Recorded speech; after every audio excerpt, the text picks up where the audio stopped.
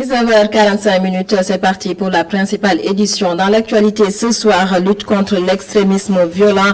Un forum a été organisé par Africa Jom Center, le soutien des jeunes et l'accompagnement des femmes, des solutions proposées pour anticiper sur les menaces. Faire de Dakar une ville propre, un projet pour améliorer le cadre de vie a été lancé. Des travaux effectués, des Dakarois félicitent l'ex-ministre de l'Urbanisme et invitent son successeur à maintenir le cap. L'Amérique dans l'attente des résultats de la présidentielle du 3 novembre 2020. Les Américains attendent toujours le nom du 46e locataire de la Maison-Blanche qui, de Joe Biden et de Donald Trump, sera élu. L'analyse d'un spécialiste des questions américaines que vous entendrez, il s'appelle Ali Farinjaya. Et puis la lutte, notre sport national, le CNG a un nouveau patron, Ibrahim Sen, dit Birasen, précédemment président du comité régional de gestion de lutte de Kaolack, remplace Dr Alussar qui a occupé ce poste depuis 1994. Voilà pour les titres, le développement c'est juste après ceci.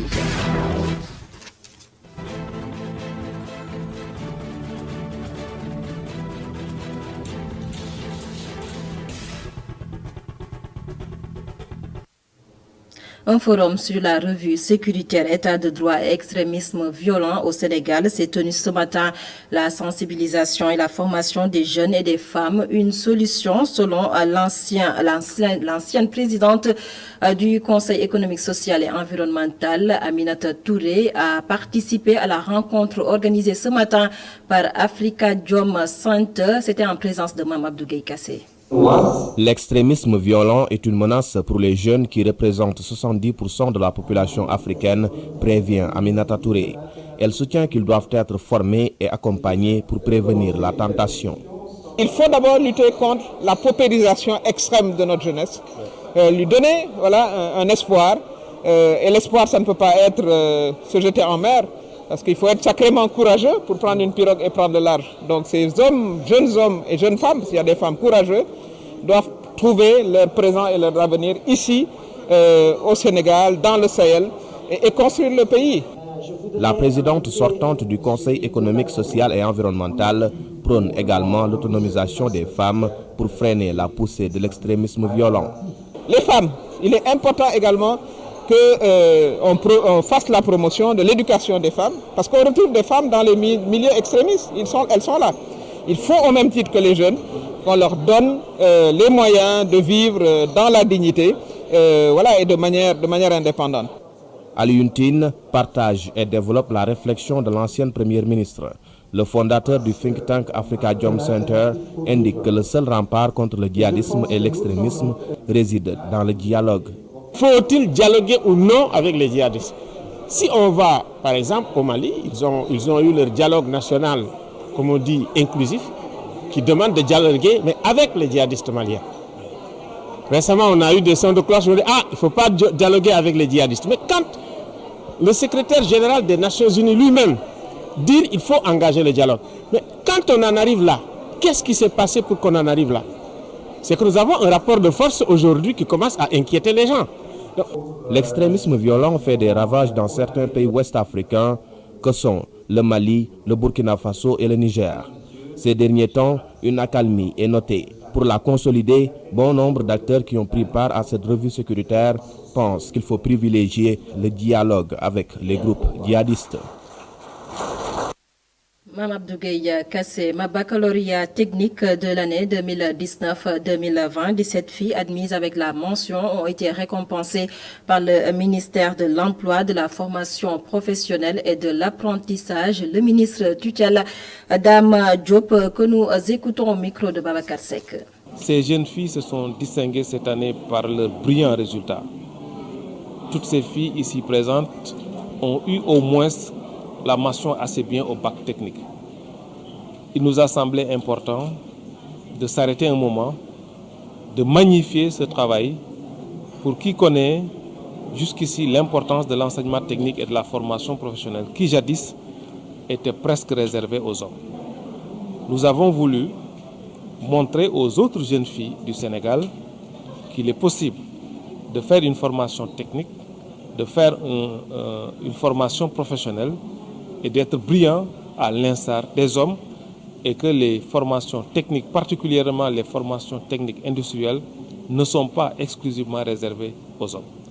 C'est pour ça que nous avons jugé nécessaire de faire cette cérémonie ce matin pour féliciter, encourager ces jeunes filles qui ont eu des bacs techniques T1, S3, STEG, qui jadis dans le passé quand même connaissaient très peu de filles.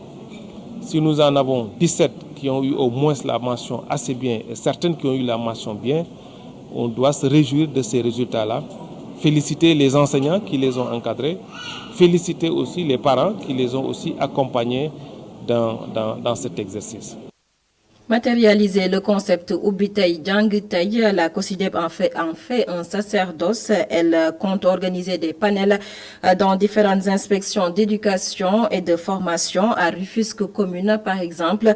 Les panélistes ont échangé sur la déperdition scolaire, entre autres sujets. Mam Morfal, coordonnateur antenne COSYDEP Dakar, que nous écoutons au micro de Babacar Seck. Voyons que c'est dans le cadre de la campagne Ubitei Djangitei et que nous avons vu que le Sénégal est confronté à la pandémie de la Covid-19 et ça peut être aussi source de déperdition pour certains élèves car nous avons vu qu'il y a presque plus de 7 mois, les enfants sont restés presque plus de 4 à 5 mois sans aller à l'école. Peut-être ceux qui étaient en classe d'examen ont pu rejoindre peut-être l'école, mais par contre les autres qui étaient dans les autres classes n'ont pas pu reprendre les cours. Alors on s'est dit que ça pouvait un peu être une source de déperdition scolaire. C'est ce qui a motivé un peu l'organisation de ce panel. Mais peut-être par rapport au contexte aussi, je pense que nous devons tout faire pour que vraiment Ubitei Djangitei soit une réalité, peut-être ici au niveau de la région de Dakar. Mais il suffira juste peut-être de sensibiliser la communauté à travers peut-être les parents d'élèves, mais aussi prendre en charge les infrastructures scolaires, c'est-à-dire les rendre de façon apte à pouvoir accueillir les enfants d'ici la rentrée qui est fixée prochainement. Restons dans le chapitre de l'éducation en prélude à la rentrée scolaire 2020-2021. L'amicale des anciens élèves de l'école Iba Katiba apporte sa touche pour un bon cadre d'apprentissage issu de la promotion des années 80. Ses membres ont réfectionné les toilettes de l'établissement. Également, des photocopieuses et imprimantes ont été mises à la disposition du personnel. On fait le point avec Isidore Alexandre Sen. Ils sont devenus cadres dans plusieurs domaines d'activité. Ils ont fait leur humanité ici à l'école Iba Katiba, à l'époque Clémenceau. La génération 80 de cet établissement a totalement réfectionné les toilettes de l'école. Un retour au Bercail. Nous avons fait nos premières humanités dans cette école. C'est cette école qui nous a tout donné. Et nous avons jugé nécessaire de rendre à César ce qui appartient à César. Nous avons effectué une visite guidée au niveau de l'école. Mais on avait trouvé les toilettes dans un état déplorable. Et c'était pendant cette période de pandémie Covid-19.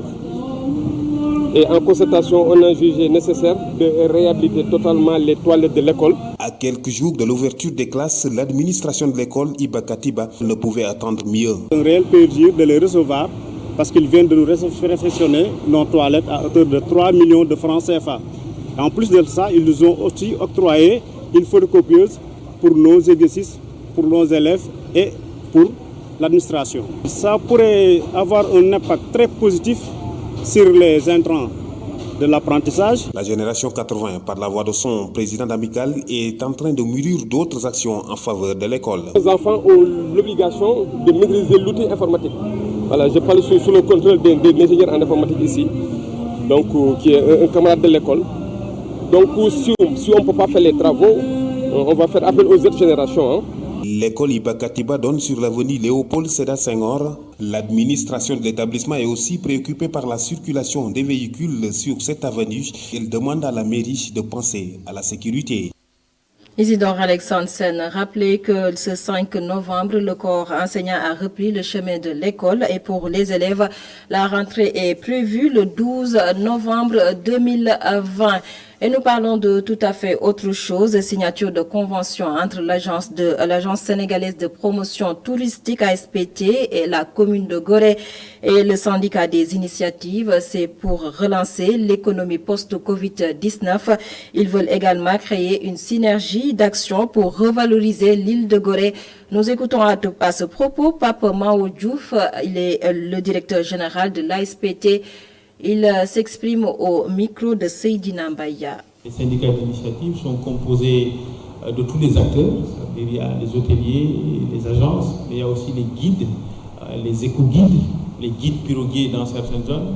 Et il y a des besoins en formation pour les acteurs.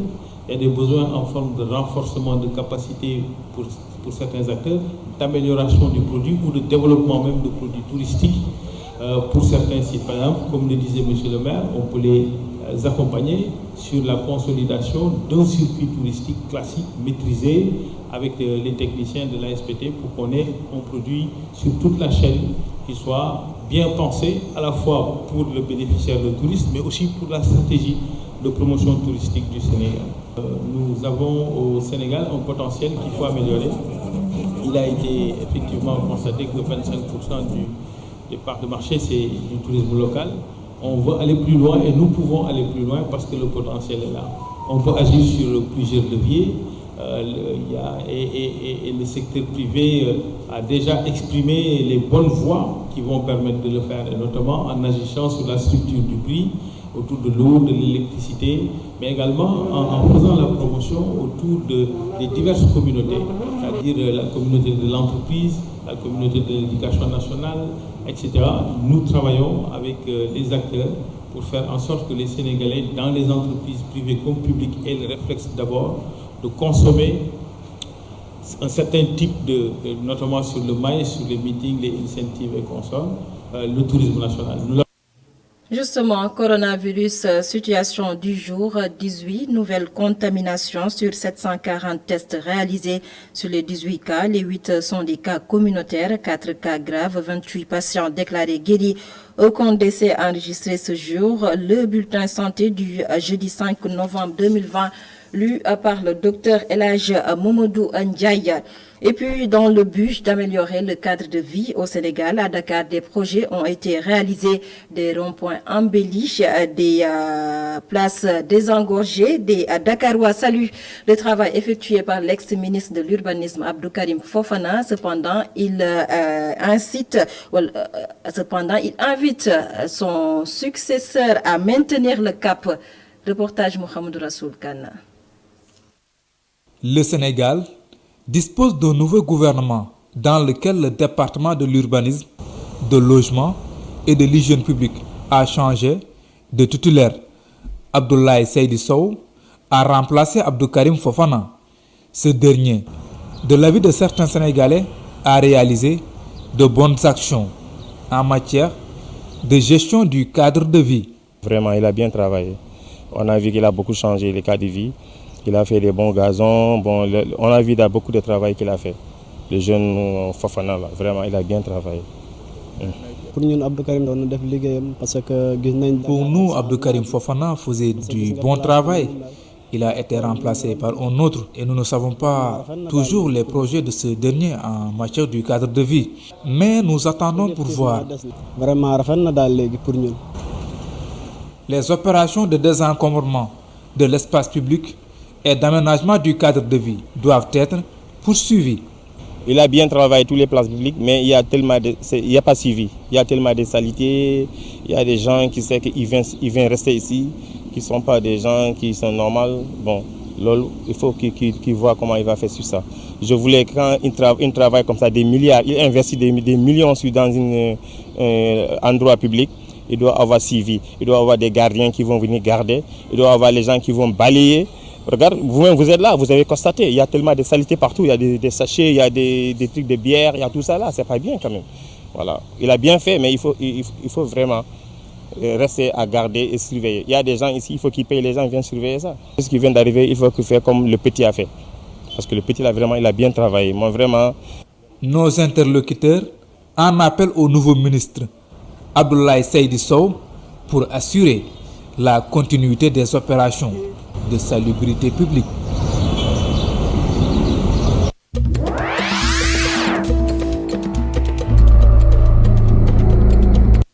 Élection présidentielle américaine, Joe Biden ou Donald Trump, qui des deux est plus proche de la Maison-Blanche? L'issue de l'élection américaine analysée par Ali Fari Ndiaye. Il est docteur en sciences politiques et spécialiste des questions américaines. Nous l'écoutons.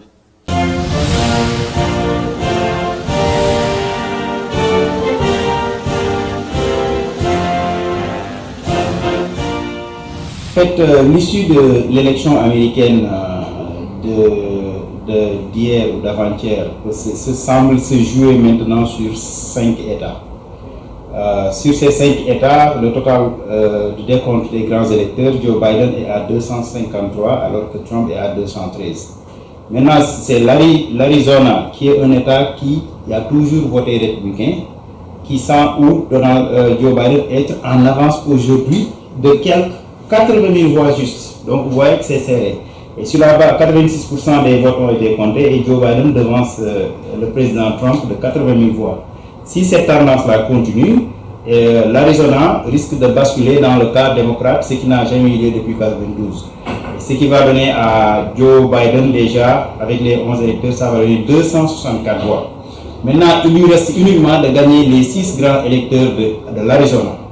Ou encore, Joe Biden est en tête, il est en tête en Arizona avec 69 000 voix. Donc s'il remporte tout, si cette tendance se continue d'ici soir, certainement Joe Biden risque de remporter l'élection présidentielle, mais avec juste 270, ce qui est exigé. Maintenant, donc l'élection de Joe Biden semble se jouer cette fois-ci, non pas en Pennsylvanie natale, où Donald c'est encore serré, mais Donald Trump est en avance, mais ça risque de se jouer à l'ouest de l'Amérique, au petit état de Nevada et à l'état de Arizona. Ce qui veut dire qu'il a juste besoin de gagner ces deux états-là et pour remporter l'élection. Donc il peut se permettre de perdre la Géorgie où il est serré, mais Donald Trump est en tête avec ses 16 grands électeurs. Il peut se permettre de faire la Caroline du Nord où c'est serré avec ses 11 grands électeurs, et même la Pennsylvanie où Joe Biden est né et gagner l'élection. Donc d'ici ce soir, effectivement, Joe Biden a juste besoin de gagner 2 des 5 États pour remporter l'élection. Alors que Donald Trump a véritablement besoin de gagner tous ces 5 États. Et sur ces 5 États, Donald Trump est en avance sur la Pennsylvanie, comme je l'ai dit, la Caroline du Nord et la Géorgie 3, alors que le vice-président Biden est en avance en Arizona et en New Mexico. Donc il est probable que le vice-président Biden remporte l'élection si on finit les 14% restants de vote dans ces deux petits États-là. Or, comme 86% sont comptés et qu'il n'y a pas une grande population, parce qu'en Arizona, on est entre 580 000 et 580 voix, donc ce qui veut dire qu'il peut finir très rapidement avant la Pennsylvanie. Donc, attendons-nous, si Nevada se confirme, avec ses 6 grands électeurs, Joe Biden certainement va se proclamer président des États-Unis.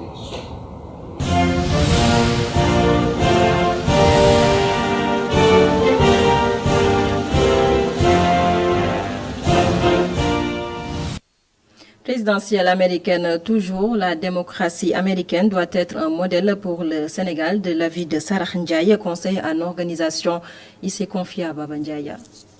Oui, en fait, le problème qui se pose avec la démocratie américaine, c'est un modèle quand même un peu spécial, qui est tant vanté, mais rarement dupliqué ailleurs. Ce modèle n'existe nulle part, à part les États-Unis. Donc, nous, ce que l'on doit apprendre de ce modèle actuellement et de ces soubresauts actuels, c'est que la démocratie, c'est pas une quête, c'est une quête permanente et elle reste perfectible à bien des égards et qu'on ne doit pas rester focalisé et figé sur ses acquis et qu'on doit tout faire pour avancer et l'améliorer et perfectionner le système. Oui, le Sénégal a beaucoup à envier aux États-Unis parce que les États-Unis, quoi qu'on puisse dire, malgré les soubresauts, malgré les balbutiements et ces derniers errements, on apprend des États-Unis que c'est un état de droit. Parce que ce qui s'est passé, c'est phénoménal. Quand on voit un président qui dit qui accuse l'opposition de voler des élections, alors que chez nous, on a tendance à accuser le président de voler les élections, ça montre le changement de paradigme. Et que le président même, il n'a pas une mainmise sur l'appareil, sur les institutions, pour faire ce qu'il veut. Ce qui est le contraire chez nous, dans nos pays africains. Et puis, pour mieux répondre aux défis du développement, il est nécessaire que les pays africains revoient leur constitution. Une proposition de Mortada Sow, spécialiste en politique publique. On l'écoute au micro de Baba Ndiaye. S'il y avait une seule chose à copier sur la démocratie américaine et sa dynamique aujourd'hui, c'est le fait que le droit et les institutions priment sur le comportement des élites politiques.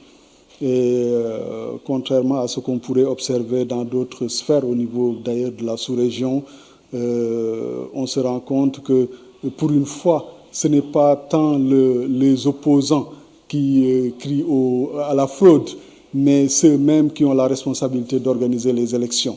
Cela interroge sur la façon dont nous constituons nos institutions et comment est-ce que nous progressons en démocratie.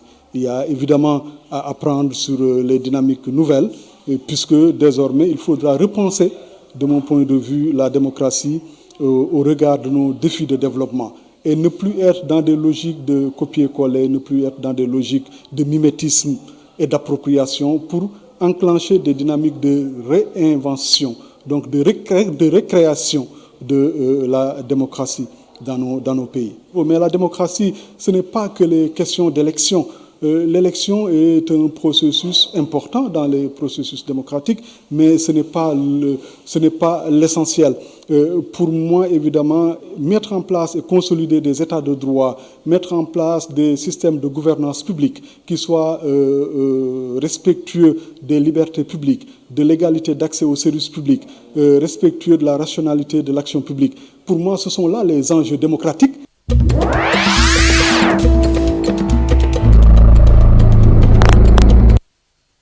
Parlons de la lutte, le sport bien de chez nous avec le successeur du docteur Alioune Sarr à la tête du CNG qui est connu. Il s'agit d'Ibrahima Sène, dit Bira Sène, précédemment président du comité régional de gestion de lutte de Kaolack. La cérémonie s'est tenue cet après-midi chez le ministre des Sports Matar Ba que nous écoutons. Notre rencontre de ce jour constitue incontestablement une date forte de l'histoire de la lutte sénégalaise. Car il s'agit de fêter et de dire au revoir à un homme émérite et une équipe exceptionnelle, la tête du Comité national de gestion de lutte au Sénégal. Départ sous-entendu et ponctué par des résultats tangibles et innovants, lesquels ont justifié votre reconduction systématique dans vos fonctions. Et cela depuis 1994. Monsieur le Président, l'équipe dirigeante va continuer certainement à moderniser et à rationaliser la gestion de la lutte sénégalaise. Cependant, dans la manière de travailler et de collaborer avec les pouvoirs publics, dans la recherche de la bonne décision, celle-là même qui s'impose effectivement eu égard au contexte et aux enjeux, dans l'art de vous faire respecter par votre capacité d'écoute, d'analyse et d'appréciation, en somme dans votre approche des problématiques de la lutte, faite de modestie, de vertu et de responsabilité. Vous avez su hisser à un niveau qu'il sera difficile d'atteindre. Et croyez-le, l'État, la nation et toute la République et la famille de la lutte vous seront toujours redevables ainsi qu'aux différents membres ou bien aux différentes équipes qui vous accompagnent ou bien qui vous ont accompagné dans cette tâche. Et voilà, c'est la fin de cette édition. Merci de nous avoir suivis. Passez d'excellents moments en compagnie de nos programmes sur ITV.